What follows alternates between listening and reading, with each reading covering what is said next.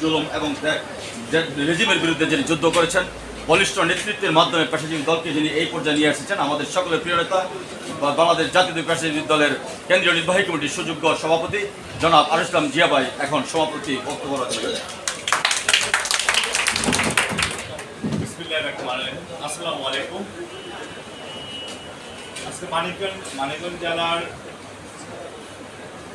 পেশাজীবী দলের সম্মানিত সভাপতি, সাধারণ সম্পাদক, ক্রীড়া সভাপতি এবং জেলা নেতৃবৃন্দকে আমরা সেন্ট্রাল পেশাজীবী দলে আরও আমরা মূল প্রোগ্রাম ছিল পাবনাতে শেষ করে আমরা রাজশাহীতে প্রোগ্রাম করবো। তো ভাবলাম আমরা দীর্ঘদিন ধরে কমিটি দিয়েছি এবং অনেক সিনিয়র নেতৃবৃন্দরা বিপুল আমাদের এই বাংলাদেশ মানিকগঞ্জ শহরের মধ্যে আছে, তাদের কিছু করে অ্যাক্টিভিটিস আমরা দেখতে পাচ্ছি না।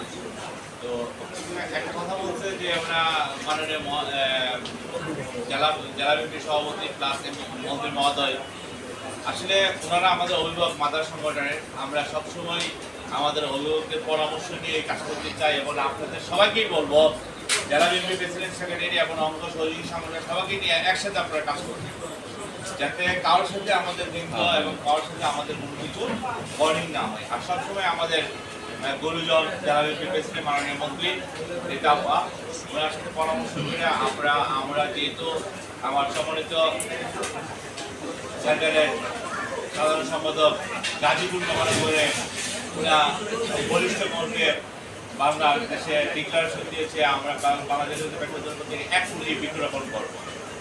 তো আমি সেটাকে সাধুবাদ জানাই ওনার সাথে একাত্মতা করে আপনারা সবাইকে নিয়ে আমরা বাংলাদেশে 1 কোটি বৃক্ষরোপণ করবো এবং প্রত্যেকটা ডিস্ট্রিক্টে প্রত্যেকটা জেলাতেই করবো এবং আমরা বিএনপি চেয়ারপারসন জনাব তারেক রহমান এবং মাননীয় প্রধানমন্ত্রী আই হ্যাভ প্ল্যান বাস্তবায়নের একটা অংশ হয়ে গিয়া একটি শিশু একটি চারা, এটা যেটা আমরা সবাই একাত্তর মিলিয়ে এটা বাস্তবায়ন করতে পারি। আপনাদের সহযোগিতা ছাড়া আমাদের বাস্তবায়ন করা সম্ভব না। আমরা যদি কাগজে কলমে কমিটি করে থাকি তাহলে কি হবে, আমরা গ্রুপিং হবে। আমরা গ্রুপিং রাজনীতি করতে চাই না। আমরা পেশাজীবী মানুষ, আমরা সবাই স্বচ্ছ। আমরা কারোর কাছে 2 টাকা আনতে দিতে হবে না, কারোর কাছে আমরা 2 টাকা আনতে হবে না, কাগজ দিতে হবে না।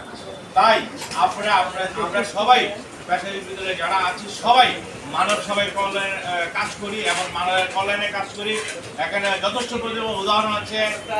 আমার শ্রদ্ধেয় সেক্রেটারি সাহেব ওনা দীর্ঘ 9 বছর বা আরো আগে থেকে এককভাবে অনেক প্রাণ এবং অসহায় মানুষের পাশে